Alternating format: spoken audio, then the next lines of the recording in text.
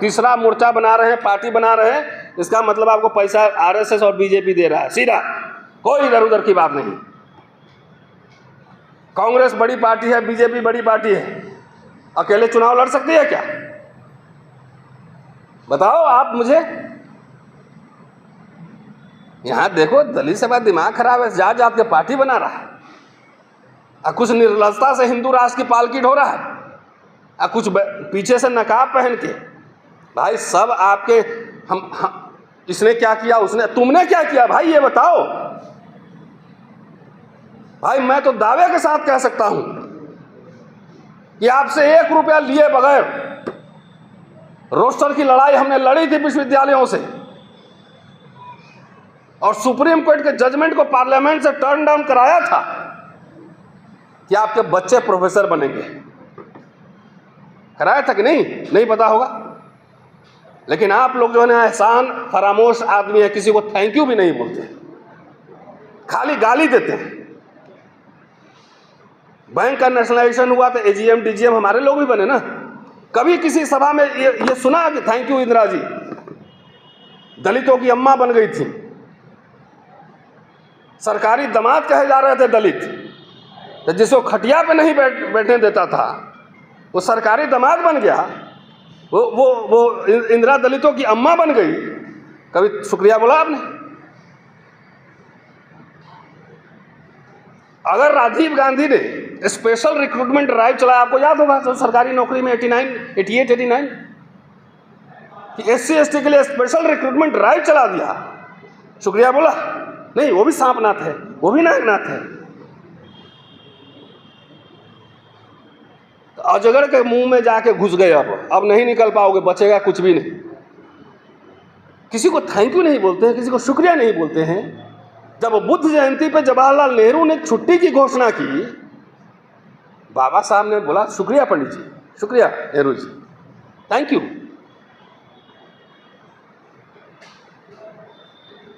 पेट में अनाज नहीं है, चल दिए देश का प्रधानमंत्री बने। अभी शेयर मार्केट में आपका कोई शेयर नहीं, देश के वेल्थ में आपकी कोई संपत्ति नहीं, इंटेलेक्चुअल प्रॉपर्टी नहीं है, कुछ नहीं, खाली भांग पी के नशा में बोलो, रात में गुदगुदी वाला भाषण दो, है ना, गुदगुदी लगेगा। अरे ब्राह्मण सब विदेश जा रहा है और उनके पूरा मठ हमारा ही होगा।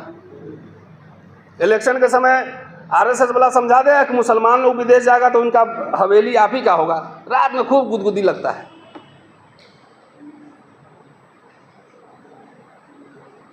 इतने तो वायलेंस हो रहे हैं, इतना तो अत्याचार हो रहा है, गांव छोड़ के लोग भाग रहे हैं, लड़ता काहे नहीं है? लड़ो।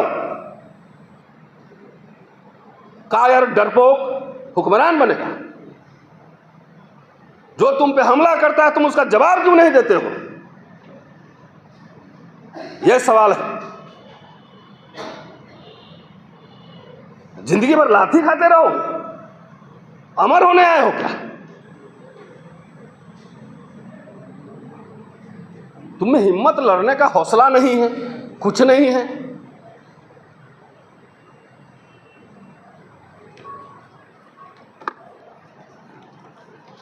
बड़ा अच्छा नारा सब मैं खाली पढ़ता हूं, याद करता हूं। बाबा साहब चाहते थे कि स्ट्रांग स्टेट बने, state strong, strong state can take strong action. जैसे इंदिरा गांधी थी, अपने टर्म्स में बोला नेशनलाइज करो इसको, लैंड सीलिंग लगाओ, दलितों को पट्टे पे जमीन दो, दुकान दो, नौकरी दो, है ना। आप लोग तो याद होगा, आप लोग तो उस समय पढ़ते होंगे, मैं तो बच्चा था। लेकिन स्टेट का दूसरा रूप भी हो सकता है। जैसे अभी मोदी जी की सरकार है, स्ट्रांग स्टेट है 10 साल से, तो आपकी कुटाई हो रही है तबीयत से, और आप उन्हीं के नारों पे जो है ना उछल रहे हैं, उन्हीं के नारों पे उछल रहे हैं। बाबा साहब उत्तराधिकारी बनाए थे, बताइए, उत्तराधिकारी बनाए थे किसी को? नहीं, हम लोग उत्तराधिकार दे रहे हैं,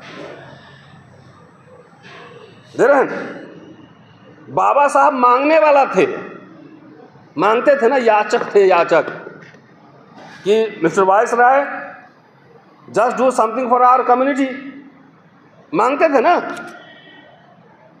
और आपका दिमाग खराब होगा, मैं देने वाला बनूंगा। क्या दोगे भाई? दिमाग खराब हो गया। हम मांगने वाला नहीं, देने वाला बनेंगे। क्या क्या दोगे? उद्योग तुम्हारे पास नहीं, विद्या तुम्हारे पास नहीं, खेत तुम्हारे पास नहीं, क्या दोगे? सारे ब्यूरोक्रेसी उनके कंट्रोल में है, क्या देंगे? तो खाली गुदगुदी वाला भाषण है। अरे हम देंगे, यही सब हो रहा है ना। तो जो नशा चला उसको हम डिटॉक्स कर रहे हैं, इंजेक्शन लगा के निकाल रहे हैं। पहले मैं भोपाल में था, दिग्विजय सिंह मुख्यमंत्री थे उस समय। आप मेश्राम साहब याद होगा, 2002 में दलित घोषणा पत्र जारी हुआ था, याद है आपको? मैं उस मीटिंग में था। बोला भाई, अमर सिंह प्रिंसिपल सेक्रेटरी थे उस समय, बोला सरकारी जितनी खरीदारी होगी उसमें 30% रिजर्वेशन लागू करो। साइन हो गया, लागू हो गया।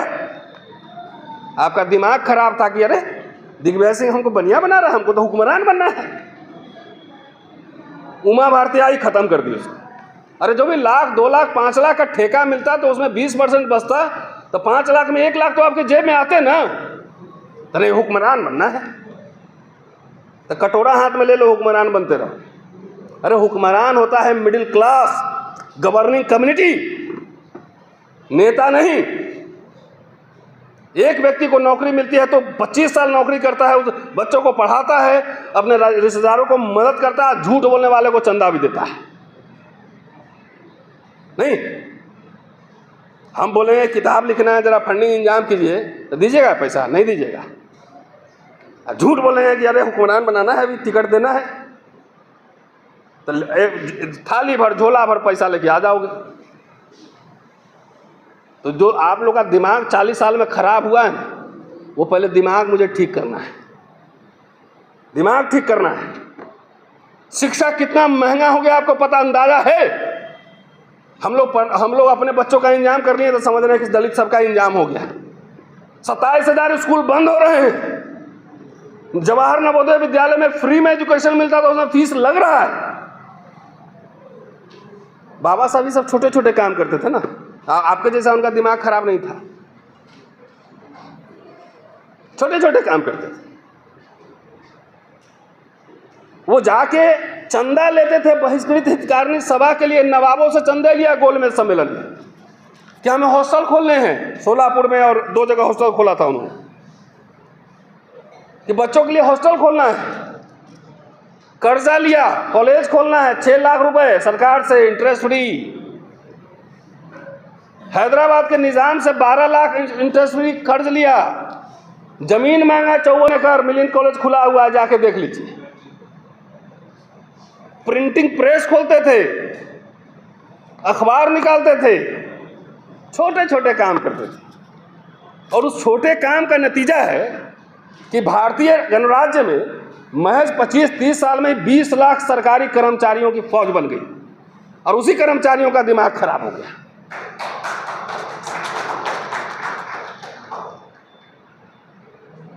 उसी कर्मचारियों का दिमाग खराब हुआ। हम राजनीतिक शक्ति देंगे, हम देने वाला बनेंगे। हमारे इधर एक कहावत है, बाप बेचारा अंधेरा में मर गया, बेटा का नाम है पावर हाउस। है? देने वाला बनेंगे। तो आरएसएस बीजेपी वाला समझ गया कि सरकारी स्कूल में ही पढ़ के जैसा फुदक रहा है। सब सरकारी स्कूल में पढ़े हुए, हम भी पढ़े कि सरकारी स्कूल में पढ़ के सब नौकरी ले लिया है, नौकरी ले लिया है, और ये सब चंदा भी दे रहा है, आंख भी दिखा रहा है। तो बोला एक काम करो बेटा, पहले सरकारी सिस्टम खत्म करो। अभी आंकड़ा आया है, दिग्विजय जी चेयरमैन है उसके, प्राइवेट स्कूल में ओबीसी 11% है मात्र, एससी 0.89% है, एसटी 0.57%, ऐसी 1% से नीचे है दोनों। ये विमर्श में है, दलित विमर्श में नहीं है। बाबा साहब कल्चरल मूवमेंट भी चलाते थे ना, उन्होंने धर्मांतरण किया। धर्मांतरण किया 56 में, 35 में घोषणा की, 56 में किया। तो जो राजनीति कर रहे हैं क्या वो वाला एस्पेक्ट लिए हैं? उसमें कोई 8 की किताब छपी है? नहीं। बाबा साहब का बिगड़ा चेला ही किताब निकाला है। आपको किताब नहीं खरीदेंगे मुझे पता है, तो पंडित जी लोग ज़्यादा खरीदेंगे, आप नहीं खरीदेंगे। तो सांस्कृतिक विरासत क्यों नहीं लिया आपने? हमसे कई लोग पूछता है कि अरे अंबेडकर राइट नहीं है, हम लोग नहीं है, जाओ तुमसे सर्टिफिकेट लेने की जरूरत है क्या? जरूरत है क्या? अंबेडकर राइट तुम हो तो कितना अंबेडकर पढ़े हो पहले ये बताओ। एक मार्क्सिस्ट कहता है कि मैं मार्क्सिस्ट हूं, तो कम से कम कम्युनिस्ट मैनिफेस्टो पढ़ा होगा, लेनिन पढ़ा होगा, स्टेट एंड रेवोल्यूशन पढ़ा होगा। ये अंबेडकरवादी लोग कितना अंबेडकर पढ़ता है जरा ये बताओ मुझे। खाली ब्लू पट्टा पहनने से अंबेडकरवादी होता है? जो राजनीतिक विरासत लिए हुए हैं वो तो 22% अठावले साहब लिए हुए, तो वो भी हिंदू राष्ट्र की पालकी ढो रहे हैं। वो तो नकार नहीं लगाए, बोले कि हम उसी में हैं। तो 22% हमसे पूछ रहे हो तो अपने नेता से पूछो ना कितना लोग लिया है 22%, पूछो, उससे नहीं पूछेंगे ना। तो बाबा साहब को हमको फिर सीधा खड़ा करना है। आप लोगों ने उलट दिया है, जो जो बात कर रहे थे उसकी उल्टा काम कर रहे हैं। बाबा साहब ये मत दिखाइए, नहीं तो इंदिरा गांधी मनुवादी थी। ये लीजिए, ये लेके आए हैं 1972 में land ceiling act Indira Gandhi लाई थी। सारे चीफ मिनिस्टर को लिखा था कि हमारे सरकार को बदनाम करने के लिए हरिजन से बहुत अटैक किए जा रहे हैं, आप एक सेल बनाइए, स्ट्रिक्ट मॉनिटरिंग कीजिए, इनको सरकारी नौकरी में भरिए, पूरा आरक्षण पूरा कीजिए। और राहुल जी को मैंने वो चिट्ठी दिया था, आपने अगर वीडियो देखा होगा। नहीं, इसके लिए शुक्रिया नहीं बोलेंगे, नहीं।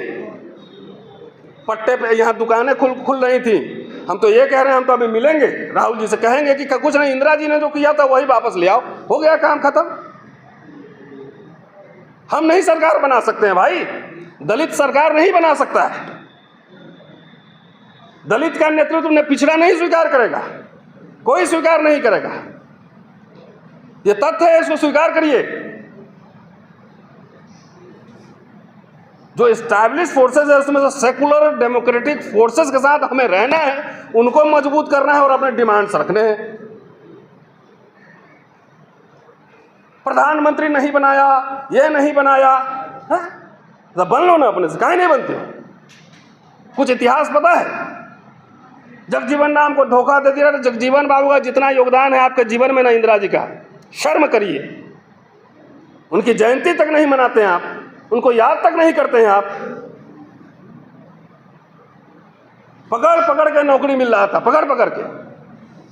नहीं पढ़ा, चलो माली लगो परमानेंट। तो जगजीवन राम भी चमचा हो गए, इंदिरा गांधी मनुवादी हो गई, तो आपका हो गया दिमाग खराब। अब आपको कोई नहीं बचा सकता है, कोई नहीं बचा सकता है। जिस क्लास के प्रति लोगों में थोड़ी बहुत सहानुभूति भी थी, नहीं अरे बेचारा बहुत दमन हुआ है हजारों साल, चलो थोड़ा मदद कर देते हैं इसकी। सबको गाली दे दे के आप लोगों ने सबको शत्रु बना दिया। अब आपको कोई पूछने वाला नहीं, आपकी वोट की कोई कीमत नहीं है। नहीं समझ में आ रहा है? बेलची कांड हुआ था तो इंदिरा गांधी हाथी में बैठ गई थी। अब रोज कांड हो रहा है, हरियाणा में, उत्तर प्रदेश में रोज आ रहा है। कोई जा रहा है आपके पास? हुक्मरान बनेंगे ना।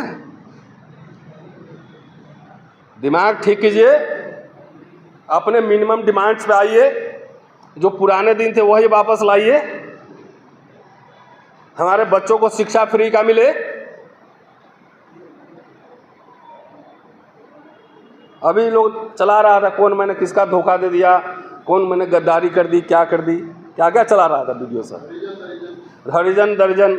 तो हम बोले हाँ भाई, हम तो मजदूर का पोता हैं, बाप मेरे छोटे से क्लर्क थे, तुम तो नवाब के घर में पैदा हुए हो, बहन जी बैठती है तो बगल में तुम्हारा सिंहासन लगता है ना। नहीं, चिराग पासवान अपने मर्सिडीज में तुमको बैठा के चलता है, मांझी जी तुमको माथा पे लेके घूमते हैं, नहीं? ये सब टर्म सब देखिए जरा, अपना खर्चा चलाने के लिए चंदा मांग रहा होगा। हमारे यहाँ 10 लोग रोज परमानेंट खाना खाते हैं, ये सबको पता है। हम दरिजन हो गए, हम दरी बिछा रहे हैं। अच्छा है, हम कार्यकर्ता हैं, कार्यकर्ता को दरी बिछाना चाहिए। अब तुम नवाब हो, तुम तो एकदम बहन जी के बगल में सिंहासन बैठता है, और जब आप जाते हो स्टेज पे तो बहन जी उठ के नमस्ते कर दिया। अरे पागलो, चौखट पे जाके माथा झुका के खाली फोटो खिंचा के दिखाओ, 10-20 हज़ार रुपया इनाम देंगे, जाओ। बोले नहीं, और कुछ है? बोले गद्दारी किए हैं। हम क्या गद्दारी किया बे? तेरा खाना खाया तुम्हारे यहाँ, तो पैसा लिया तुमसे, तुम्हारी पार्टी में थे, तुम बीजेपी के साथ है अप्रत्यक्ष रूप से, तो उसी का पालकिट हो रहा है। अब मैं उसके खिलाफ हूं। जितना ही दलित संगठन सब है भाई, तीसरा टर्म बीजेपी पावर में ना, तो हल्ला बोल तो सरकार पे होता है ना, इसमें नहीं बोलेगा। अब देख लेना, आरएसएस बीजेपी नहीं बोलेगा, कांग्रेस ने खराब कर दिया, ये कर दिया। अरे वो तो पावर में भी नहीं है। तेरे बच्चों को मिला 40,000 का वजीफा एमफिल पीएचडी करने के लिए, शर्म कर। अब कहाँ मिल रहा है, पता करो जरा। फिर पागल सब, ये पागल समाज को ठीक करना है मुझे। मेरे कहने पे रामलीला ग्राउंड जिस दिन भर दोगे, सरकार झुका देंगे। लेकिन आओ नहीं, हम राजा बनेंगे, एमपी बनेंगे, वाह, है ना, एमपी बनेंगे। अरे हमें कुछ ना बनना है। अब बनना होगा तो आपके रोके रुकेंगे भी नहीं, ये भी तय है। आपके कहने से मैं हिंदू कॉलेज में नहीं पढ़ा रहा हूं, और उसमें आपका कोई कंट्रीब्यूशन नहीं है, कोई कंट्रीब्यूशन नहीं है। हम अगर पॉलिटिक्स भी करते हैं तो अपने लिए कभी कोई डिमांड की कोई बता दे कि रतनलाल अपने लिए मांगने गया है कहीं कि मुझे दीजिए, नहीं। हम हर समय समाज के लिए, लोकसभा चुनाव के पहले भी राहुल गांधी से मिले थे, दलित इमेंसिपेशन मैनिफेस्टो 7 पॉइंट दिया था, और मैनिफेस्टो उठा के देख लीजिए, पेज नंबर 26 में डला हुआ। खाली एजुकेशन, वजीफा, स्कॉलरशिप, विदेश पढ़ाई, हम किसी से कोई मांगेंगे नहीं, तो छीन रहा है, कुटाई कर रहा है अलग से, हो रहा है ना। आईएएस लोग डर के मारे नहीं बोल रहा आजकल, मैं जानता हूं।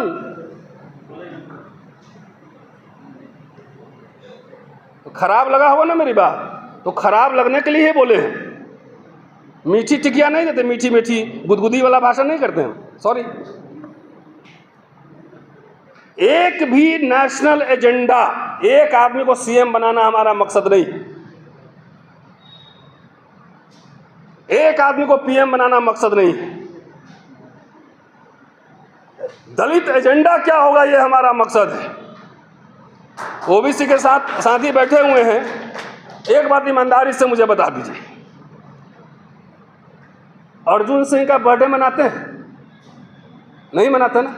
तो इतना एहसान फरामोश समाज है।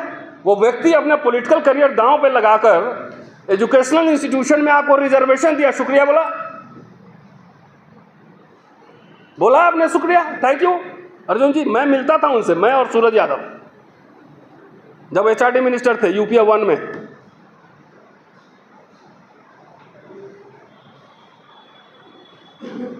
वीपी सिंह, अर्जुन सिंह को तो लेके आपको माथा पे घूमना चाहिए था,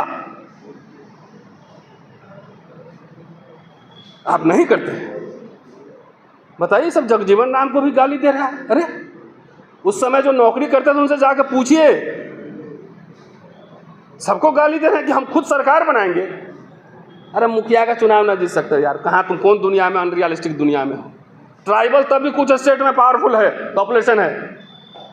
दलित तो स्कैटर है ना, हर गांव में एक दक्षिण अफ्रीका है, दक्षिण टोला होता है दलितों का, हर गांव में। कोई ऐसा लोकसभा कॉन्स्टिट्यूंसी, कोई विधानसभा कॉन्स्टिट्यूंसी ऐसा बताओ जिसमें सिर्फ दलित अपने वोट से एमएलए और एमपी जितवा ले, बताइए मुझे। इसीलिए बाबा साहब ने 1942 में पृथक बस्तियों की मांग की थी, सेपरेट विलेजेस फॉर दलित्स। बाबा साहब ने कहा था हमें गवर्निंग कम्युनिटी बनाना है, हमें दीवारों पर लिख लो हम देश का राजा बनेंगे। तो राजा बन के करोगे क्या? 15% पॉपुलेशन कैसे राजा बन सकता है? इतना डाइवर्सिटी है देश में, दलितों के कई कई तरह की पार्टियां हैं। दीवारों पे तो दीवार पे दिख के रोज सपना दे के सो जाना, हम देने वाला बनेंगे। क्या दोगे भैया? कुछ नहीं। व्यापार नहीं, विद्या नहीं, शस्त्र नहीं, शास्त्र नहीं, क्या है देने के लिए? चलिए, बहुत बहुत शुक्रिया।